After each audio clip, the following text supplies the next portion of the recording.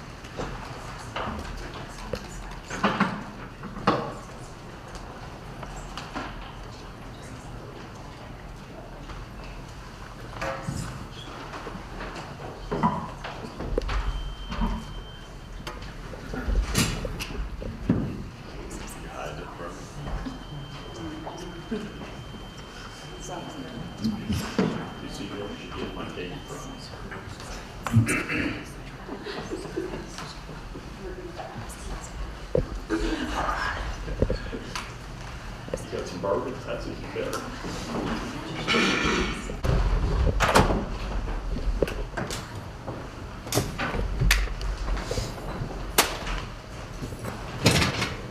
Thank you. Please be seated.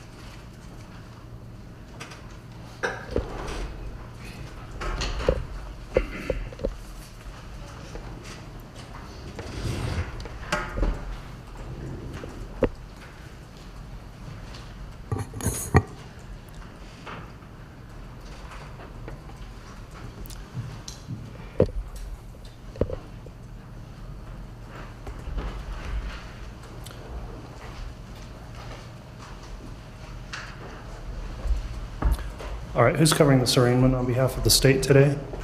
I will be, Your Honor. All right, thank you, Ms. Blake. Mr. Archibald, you are for the defense, correct? Yes, Your Honor. All right, thank you, Mr. Archibald. This is the time scheduled for an arraignment. This is case CR 22-211624, State versus Lori Noreen Vallow. Mr. Archibald and Mr. Thomas represent the defendant. Mr. Archibald, how does your client prefer that I refer to her through this hearing? Mrs. Daybell. Very well, Mrs. Daybell is represented by John Thomas and Jim Archibald for this hearing today and have been appointed on the case. The state is represented by Lindsay Blake, and Tanya Rawlings also here for the prosecution. In this case, Mrs. Daybell, my name is Judge Boyce. I'm the district judge presiding over this case in Fremont County, and I've been assigned to preside over the case throughout its duration. In a few minutes, I will arraign you on the criminal charges that have been filed against you by the state of Idaho. Before doing that, I'll explain what will happen at this hearing and then advise you of your constitutional rights and plea options. If at any time you need to talk to your attorneys in confidence, please advise the court or them. They'll notify me and we can arrange for you to have a discussion with them off the record and in confidence if you request that. This case began with the filing of an indictment that was issued by a grand jury on May 25th, 2021. That indictment sets forth the criminal charges the state's filed against you. The indictment is not evidence, rather it lists the criminal charges that will be prosecuted by the state of Idaho. Mr. Archibald, have you received a copy of the indictment and reviewed that with your client? Yes, Your Honor. Very well. In a moment then, Mrs. Daybell, I'll advise you of the charges pending against you and explain the penalties associated with those charges. Mrs. Daybell, the purpose of an arraignment is to have you enter a plea to the charges contained in that information. Therefore, at the end of the arraignment, I'll ask you how you intend to plea.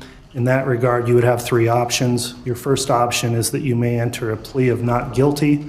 If you elect to plead not guilty, a jury trial and a pretrial conference will be scheduled in your case. Also, by pleading not guilty, you will maintain all of your constitutional rights in this case, and those rights were previously explained to you on May 26, 2021 at your initial appearance before the magistrate. I'll note that on that date, in the record of the case, is a form entitled the Notification of Rights that you had signed and initialed. Do you recall receiving that form and signing it? Very well.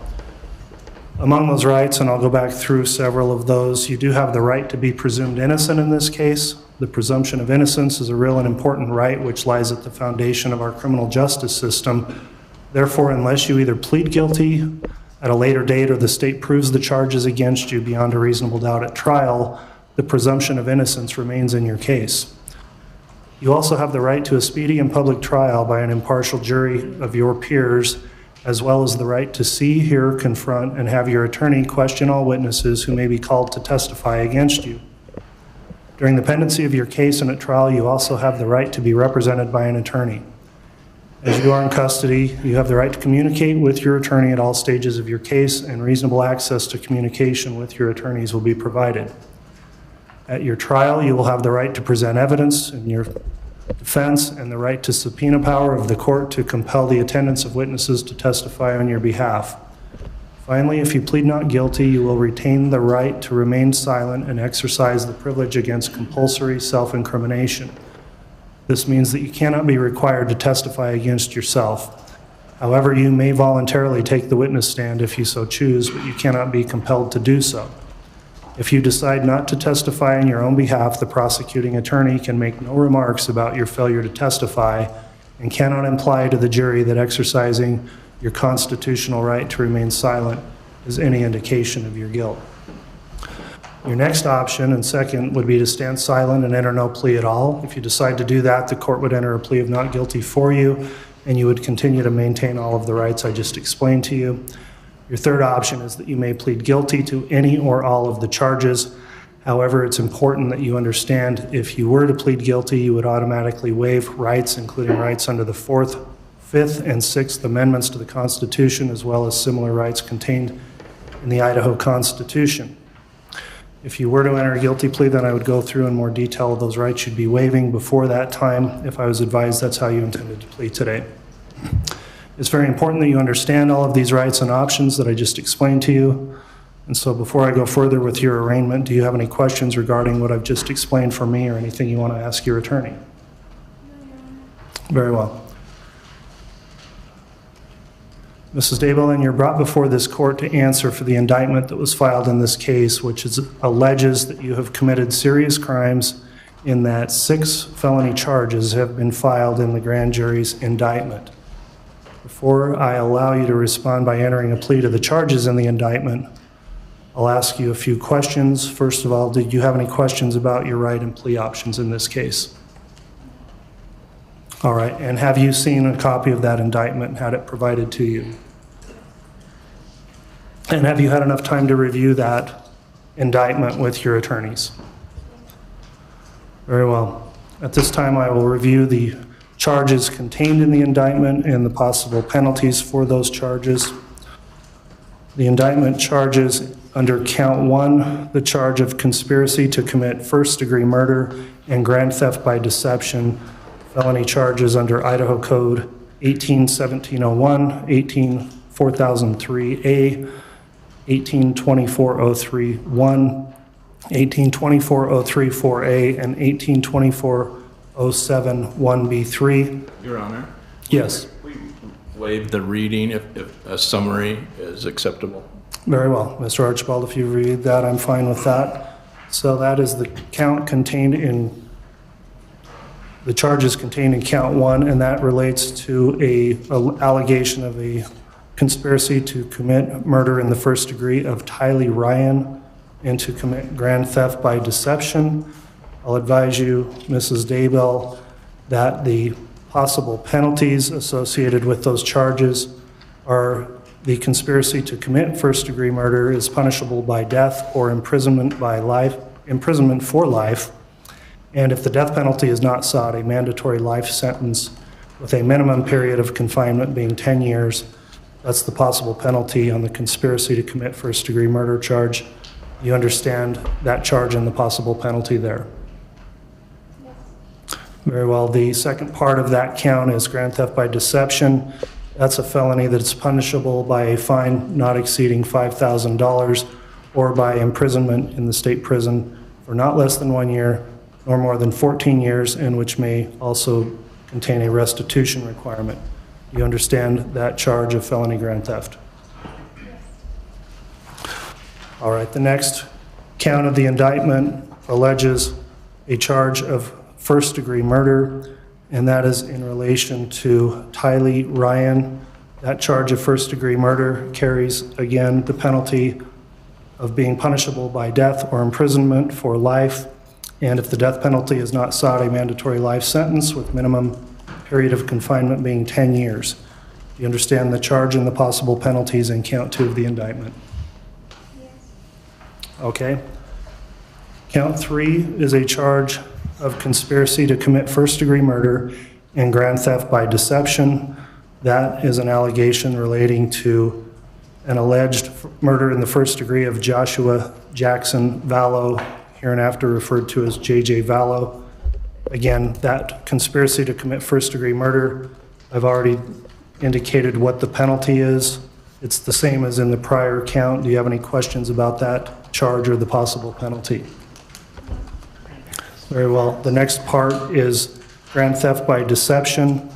And again, that is punishable by a fine not exceeding $5,000 and imprisonment in the state prison, not less than 1 year nor more than 14 years, and may contain a restitution requirement. Do you understand that part of count 3 as it relates to the charge of grand theft? All right, the next count relating to you in the indictment is count 4 of the indictment, which is a count of first-degree murder as it relates to J.J. Vallow. Under that count, again, the charge is punishable by death or imprisonment for life, and if the death penalty is not sought, a mandatory life sentence with a minimum period of confinement being 10 years. Do you understand the charge of count 4 and the possible penalties? Very well. Count 5 then is the next count alleged in the indictment relating to you. Count 5 is conspiracy to commit first-degree murder. That is in relation to Tammy Daybell. The conspiracy to commit first-degree murder charge in that count, again, carries a penalty of it may be punishable by death or imprisonment for life, and if the death penalty is not sought, a mandatory life sentence with a minimum period of confinement of at least 10 years. Do you understand the charge contained in count 5 and the possible penalties? All right, finally, I believe the last count in the indictment filed against you is count 7. That is a count of grand theft. Grand theft is a felony in Idaho that's punishable, again, by a fine not exceeding $5,000, by imprisonment in the state prison not less than 1 year, no more than 14 years, and also may contain a restitution requirement. So do you understand the charge filed in count 7 and the possible penalties? Very well. That summarizes then the charges contained in the indictment. At this time then, I'm going to go back through the charges and ask how you plead as to each charge. Before I take that plea then, do you have any questions for the court or anything you need to discuss with your attorneys? Your Honor, she intends to remain silent. I'll ask the court to enter and not guilty pleas for her and set the matter for trial. Very well, Mr. Archibald, then that is her right to remain silent. The court, upon entry of that, will enter a not guilty plea as it relates to all of the counts alleged in the indictment against the defendant. That is on count 1. A not guilty plea will be entered on count 2. A not guilty plea is entered on count 3. A not guilty plea is to be entered on count 4. The not guilty plea will be entered and on count 5 and on count 7. Having entered those not guilty pleas then, Mr. Archibald, we'd like to discuss the setting of trial in this case. As I'm sure you're aware, there's a companion case that is already scheduled for a trial to start on January 9th. The court's made some previous rulings that apply to this case and were set in that case as well, indicating that these cases would be tried in a joint trial. In order to have your client appear for that trial date, that would require her to go outside of the time frame for speedy trial. Have you discussed with your client her speedy trial rights and whether she intends to waive those to have the trial as now set, or what's your plan on the trial setting? Yes, Your Honor, we have discussed it. She does not intend to waive her right to a speedy trial. All right, I'll note that the defendant's in custody. There is a statutory requirement under Idaho Code 193501, subsection 1, which does require that the matter be set for trial within 6 months if speedy trial is not waived. That would give a deadline of approximately October 19th for the trial to commence in this case. Counsel, with that in mind, in a prior trial setting already slated in the companion case for January, I'm going to consult with counsel and discuss the setting of a trial in this case, making sure we can all confirm with our calendars when that can take place. I'll ask the state at this time, Ms. Blake, there's been a request in the other companion case for a trial of a duration of 10 weeks. And if this matters to go forward with both defendants now, is the 10-week trial setting that has previously been scheduled sufficient time to have the case tried? Yes, Your Honor. The state would be asking for 10 weeks. Okay. Mr. Archibald, having consulted with your client and reviewed the evidence, I think at this point, at least to some extent, as I'd note the case has been stayed, but you've been appointed for some time, do you believe that that 10-week trial setting is a sufficient amount of time? Yes, Your Honor. All right. All right, well, with that in mind then, counsel, I'm going to review calendaring and we'll get a trial set within the speedy time frame limits if your client's not going to waive that right. So we'll look at a setting that would likely occur in mid-October for trial in this case. Does the state have anything they want to add or be heard on in terms of the trial setting, Ms. Blake?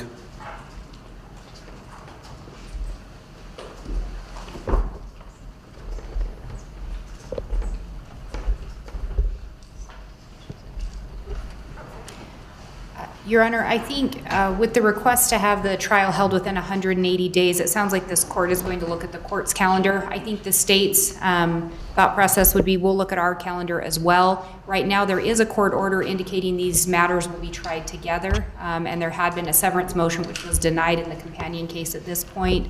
But we will look at the state's calendar and request the opportunity to provide briefing to the court if the court would allow that with regard to whether or not a separate trial should be set. Okay, we will take that under advisement. It's a decision that obviously needs to be set quickly, the trial setting with a limited time frame for us to make these arrangements for trial. And so I will contact counsel about calendaring, which we can do off the record, and confirm dates for the commencement of a trial.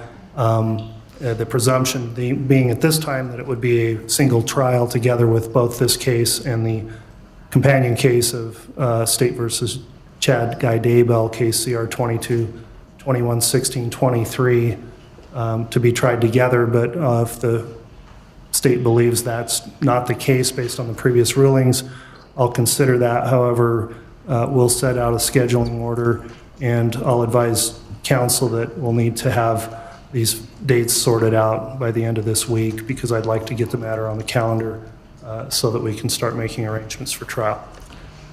And Your Honor, if I may just clarify, it is the state's belief that they are to be tried together. I think when I was referring to the briefing, it was if we were going to, for any reason, set a separate trial date sooner than that January date, then we just request an opportunity to brief that issue. But it is the state's belief these are one matter for trial, just to clarify that. Okay, understood. And also, given the nature of that proceedings here, I think we have to have Mr. Pryor's input as well, as potentially this will affect his currently scheduled case for trial.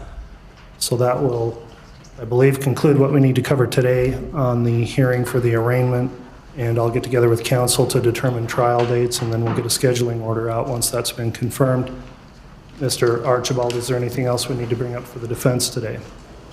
No, thank you. All right. Ms. Blake, anything further for the state?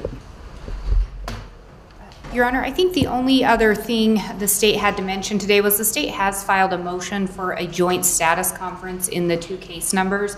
It sounds like we may be having one anyway when we're talking about setting trial dates, so there may be no need to address that. We were just going to request a date be set on that matter since counsel was here. Okay. I'll reach out to counsel and see if we can cover those issues you wanted to cover in a status conference when we do our scheduling. And with that in mind, then, that will conclude the hearing today. I appreciate the everyone's complying with the court's order as it relates to maintaining demeanor in the courtroom this afternoon, and we'll be in recess. All rise.